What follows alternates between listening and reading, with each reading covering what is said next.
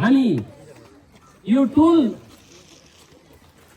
विकास संस्थाको पेरिफेरीमा परिसरमा सरसफाई कार्यक्रम राखेका छौं, जसमा माउन्ट सेपाल इन्टरनेशनल एकाडेमीका विद्यार्थी भाइ बहिनीहरू लगायत शिक्षक शिक्षिकाज्यूहरू उपस्थित हुनुभएको छ र यो ज्ञानी टोल विकास संस्थाका हाम्रा टोल सदस्यहरू यहाँ उपस्थित भएर हामी आजको यो सरसफाई कार्यक्रमलाई मात्र 1.5 घण्टाको समयावधिभित्रमा यो टोल विकास संस्थाको वरिपरि रहेका फोहोरजन्य वस्तुहरूलाई व्यवस्थापन गर्नको लागि आज एउटा सामाजिक कार्यमा अग्रसर भइराखेको छौं, जसमा हामी यस माउन्ट सेपाल इन्टरनेशनल एकाडेमीको पछाडिपट्टि रहेको कलभरदेखि सुरुवात गरेर हामी कराङ टोल हुँदै लौटन चोकसम्मको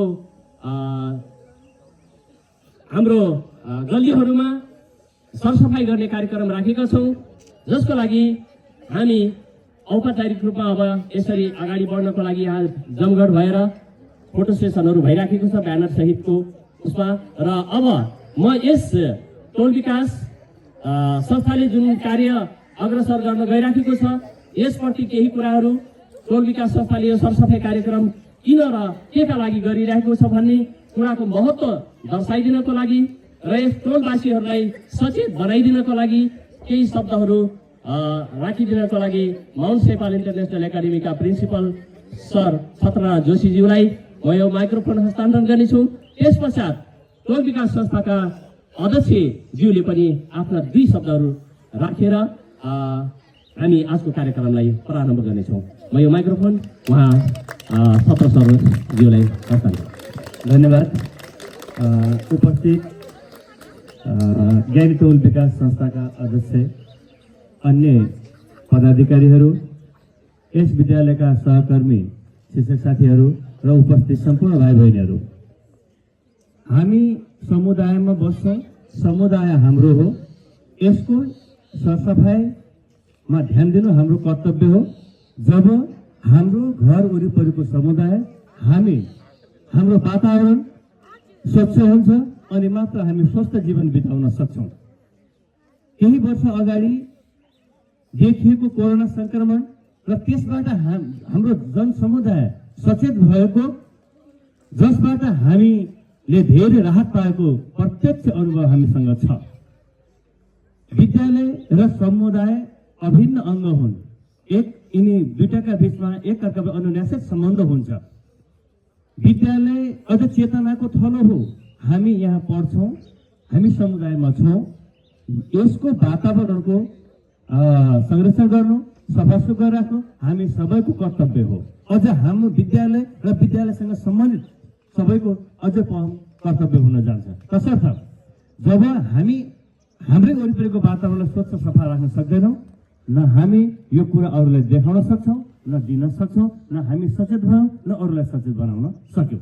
त्यसैले सबैभन्दा पहिले विद्यालय र विद्यालय रहिआएको समुदाय क्षेत्र सफा राख्न हाम्रो कर्तव्य हो, जसबाट हामी आफू, आफ्नो परिवार, आफ्नो समुदायलाई स्वस्थ राख्न सक्छौँ। यसप्रति सबैले सचेत हुनै पर्दछ।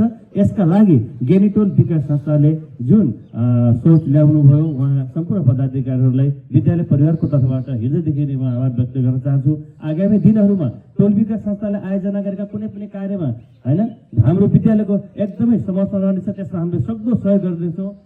सम्पूर्ण आर्थिक होस्, भौतिक होस्, सबै हामी सहयोग गर्ने छौँ भन्ने एउटा प्रतिबद्धता व्यक्त गर्दै आजको यस सफासुग्घर यो अभियानमा यहाँहरूलाई धन्यवाद दिँदै यसमा सबै जोडिनु हुन हार्दिक अनुरोध गर्दछु। धन्यवाद।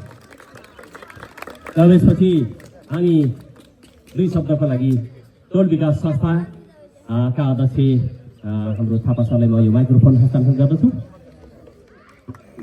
धन्यवाद सर, टिकाराम सरलाई। आज यो ज्ञानी टोल विकास संस्थाको तर्फबाट म अध्यक्ष लोकराज थापा मगर यो बोल्दा एउटा हाम्रो यो सरसफाई कार्यक्रमको अभियान जो सुरु गरेका छौँ, यो पहिलो चरणको सुरुवात हो र आज यो टोल विकास संस्थामा हाम्रो स्कुल स्थापना भएको हुनाले हामीलाई यो पनि धेरै खुसी छ। अब यसभन्दा उपरान्त हाम्रो शिक्षिका बहिनीहरूलाई सम्पूर्णलाई जतिजना यहाँ उपस्थित हुनुभएको छ उहाँलाई पनि हार्दिक बधाई छ र तपाईँ हामीमा सबभन्दा पहिलो नम्बर भनेको सरसफाइको सिक्ने हाम्रो अभियान हो।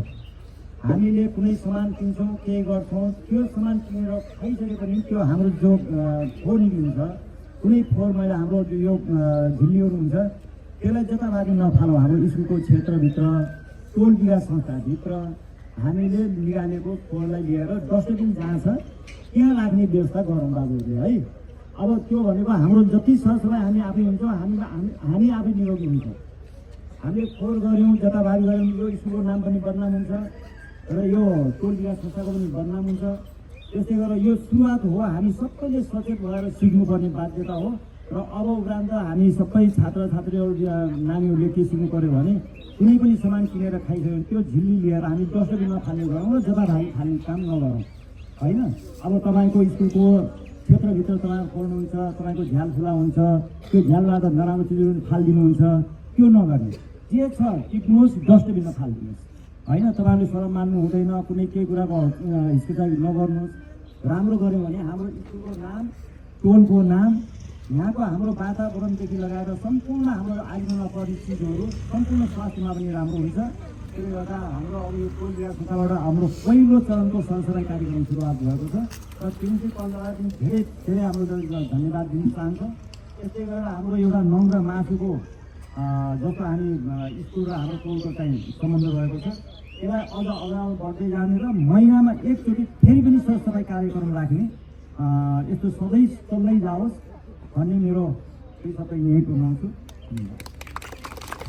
धन्यवाद। अब हामी